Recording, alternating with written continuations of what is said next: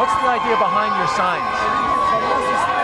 What's the message you want to convey through your signs? The message behind my signs is that it's time that the world would wake up and realize that a 1400-year-old religion called Islam is on a march, on a bloodbath, not just with Western civilization, but with its own people, or people that don't think the way they do, which is terror.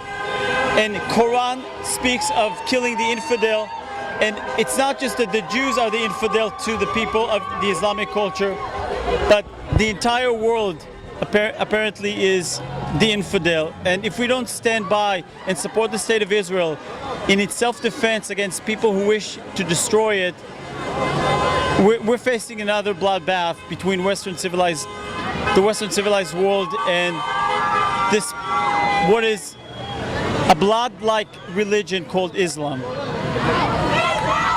Why is there, can you hear me? Why is there such a disconnect when people are recognizing Al-Qaeda and Boko Haram and ISIS as wicked against non-Muslims? Why is that not automatically recognized when it's against Jews? Because it's unfortunate that it appears that it's the hatred of Jewish people, anti-Semitism, is ingrained in people's DNA, and the world is unwilling to face reality and step where it needs to and stop Islamic radicals from taking over the entire world. So apparently what you see in Europe is the rights of Muslims to gather and preach hate toward Jews and the West, and nobody out to support the cause of the West and to protect the civilized world, which is under threat from Islam. So what do you have to say about Muslims who are killing other Muslims? It's unfortunate that the people here at this rally, the Arabs, in support of what they call Free Palestine, which is basically not giving Israel a state, it's basically eradicating the Jewish nation. It's unfortunate that they themselves don't realize that they're under attack from ISIS and from radical Islam, but the ingrained anti-Semitism is so powerful that the reality of what is happening in the world, it takes second stage to what is Jewish hatred. And you see that again and again in the European countries.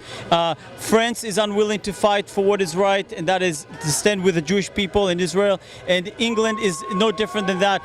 Under the resume of the Muslim population, they've got 9/11 and the Boston Marathon bombing, and you don't see anybody in conjunction with this rally saying that what the Islamic movement is doing is wrong, and if they want to have peace, they have to realize that they're not fighting the Jewish people. They have to fight within themselves to get Islam to be more in the modern world versus in the Stone Age.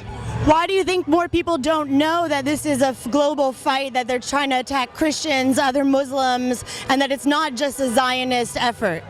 Well, Zionism is basically the right of a Jewish person to live in the state of Israel, the biblical land of Israel. Zionism is not a discriminatory movement.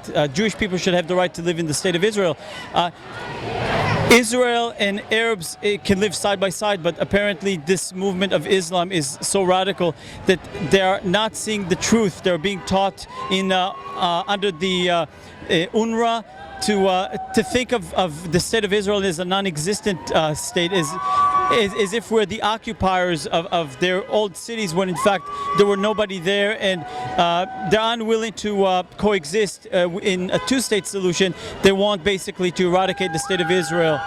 And to go back to your question, you were asking me about Well, I'm just wondering, what do you think makes America and the Western world not identify that this is a global threat, that it's not about the Jewish people? Because to go back to your original question, it's politically correct to blame the Jews and blame Israel for any grievances the Arab world has, when in fact there are over 22 Arab countries of Muslim flag, and Christians don't have any right.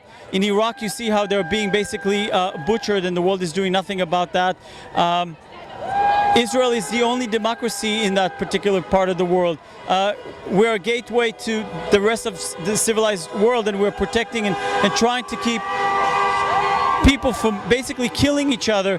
And not only from killing each other, but killing the Jewish people in Israel.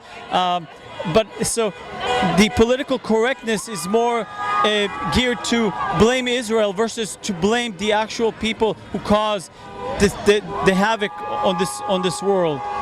They're one of our greatest allies in Israel. Why do you think that the West doesn't identify that and that it's politically correct to, be anti-Semitic? How does that message manage to transcend into the United States?